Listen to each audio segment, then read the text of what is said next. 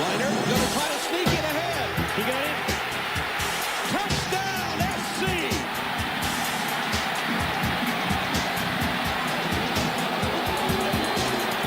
The USC Trojans, one of the most storied programs in all of college football, was synonymous with greatness in the early 2000s, giving college sports fans and USC fans alike some of the most electrifying moments in all of college sports history. With names like Reggie Bush, Matt Leinart, Carson Palmer, and Troy Polamalu, to name a few, there was no shortage of generational talent in this program. However, the men of Troy would soon see their downfall, and in this video, I'll be describing the rise and the fall of the USC Trojans as we once knew them. This is Field Lights TV. Let's get into it.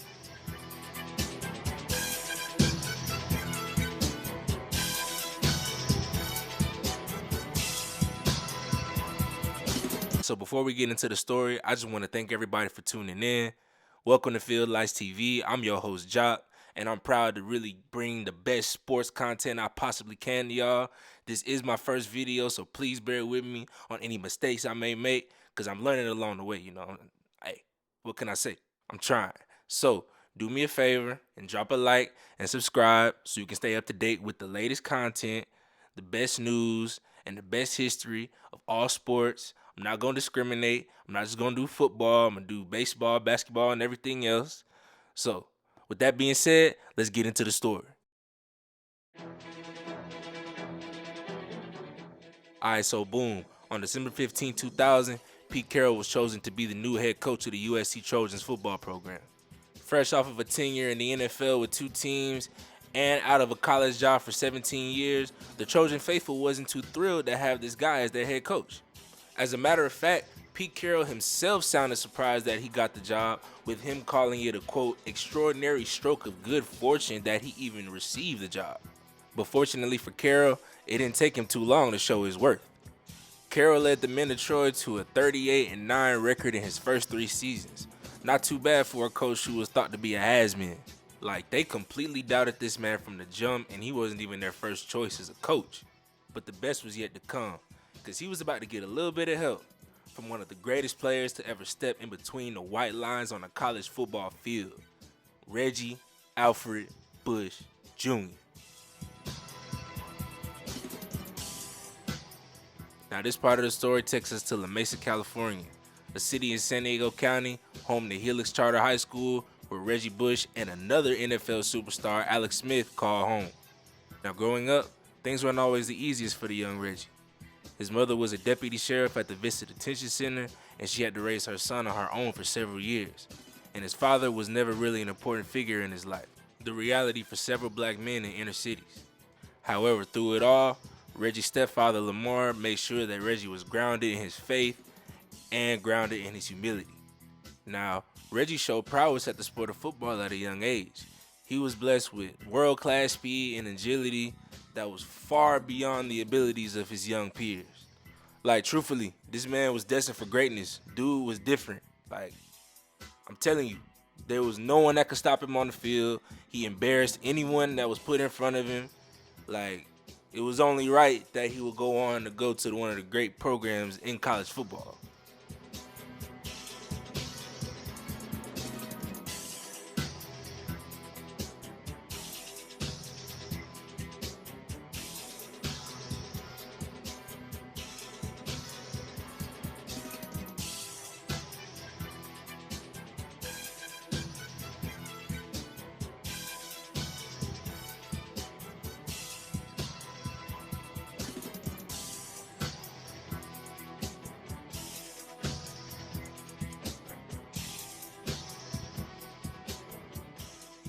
In his junior season, he ran for over 3,000 all-purpose yards and 34 touchdowns. He also had a 3.8 GPA, so that means USC was really getting the whole package with this guy. In his senior year, he ran for 27 touchdowns and 1,691 yards, leading the Helix Highlanders to a state title. Bush then went on to commit to USC in July of 2003, and so the Reggie Bush USC saga begun. As a freshman in 2003, Bush assumed a role in the Trojan special teams unit, earning him playtime from the get-go. Now, Pete Carroll was reluctant to play such a young player, and he wanted to surround Matt Leinart with as many upperclassmen as possible in the backfield and in the offense. But Bush's abilities were so great that he couldn't turn it down. He had to find a role for him. In his first game for the Battle of the Shillelagh against Notre Dame, Bush rushed for 89 yards, racked up a whopping 270 all-purpose yards against Washington, and capped off a battle for the victory bell win with a 96-yard kickoff return that named him Pac-10 Special Teams Player of the Week. Now, this guy was no joke. He was putting the sauce on everybody in the Pac-10. There was nothing anybody could do to stop him, and sure enough, it showed because he led the Trojans to an 11-1 record in 2003 and a Rose Bowl victory against the Michigan Wolverines. Now, to all you younger college football viewers, there was no playoff back in the day. It was the BCS system, so there was always a lot of controversy at the end of the season when you had a team like USC in the mix. So in that season, USC had to share a title with LSU, who beat the Oklahoma Sooners in the national title game. Now, I'm not going to discuss my gripes with the college football playoff and the BCS and why one was better than the other. I'm going to save that for another video, but that's what happened. I don't know why. I feel like USC should have been in the national championship, but nonetheless, let's continue with the story. In 2004, USC sliced and diced their way through their schedule on their way to a national championship berth with Oklahoma in the Orange Bowl, and went on to pummel Oklahoma 55-19, with Matt Leinart winning the Heisman and getting the cover on Sports Illustrated. Bob Stoops' Sooners were just no match for the USC offense, with the Trojans jumping up to a 38-10 lead before the half and scoring 10 unanswered in the third, and to cap it off with one final score in the fourth that led them to a 55-19 victory and secured the Crystal Football for Pete Carroll. The 55 points that the USC Trojans scored was an Orange Bowl record, and Matt Leinart capped that off with an MVP performance of 18 for 35 for 332 yards and another Orange Bowl record of 5 touchdowns. Bush would go on to say he felt sorry for the crowd.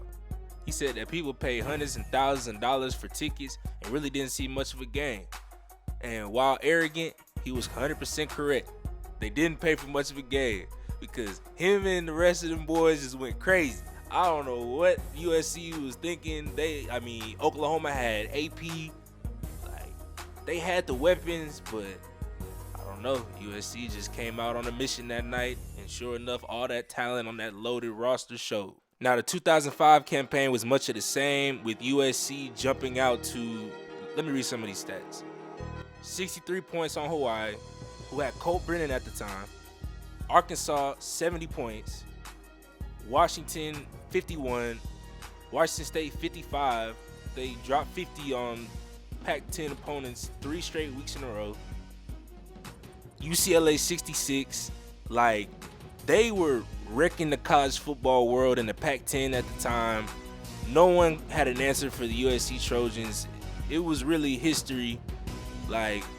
Many considered this team to be the greatest team of all time in college football, similar to how people consider many of Alabama's recent teams to be the greatest. USC had a stronghold on football at the time, and they were definitely backing up all of their claims.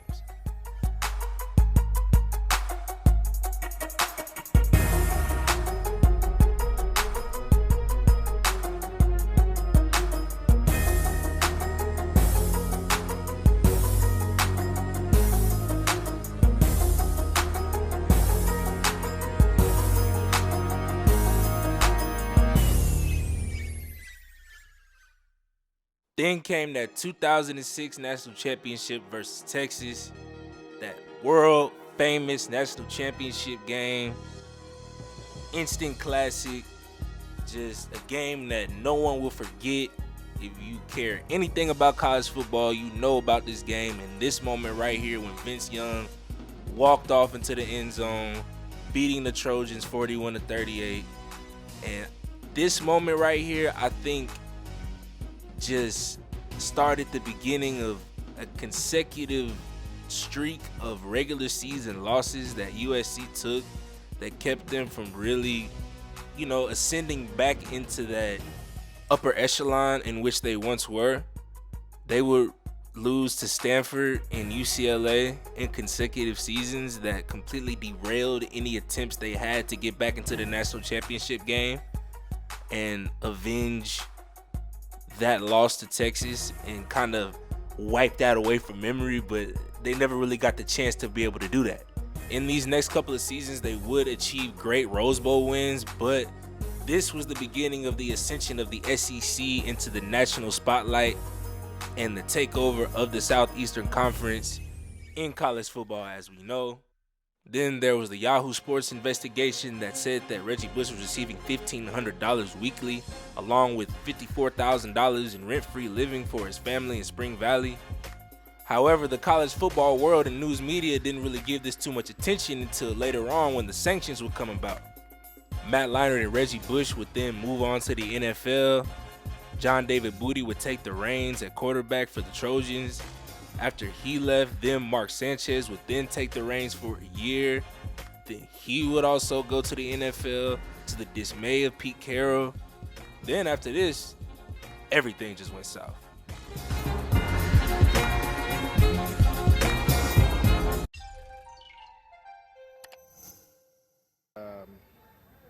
I've heard people say that, I don't, really care about this too much, and, I just brush it off my shoulders, and, those people don't know me, because this thing, regarding USC and the NCAA is, to me, the closest thing to, to death without dying, you know what I mean? And, because I have such a great love and respect for the University of California, this has been one of the toughest things I've had to deal with in my life.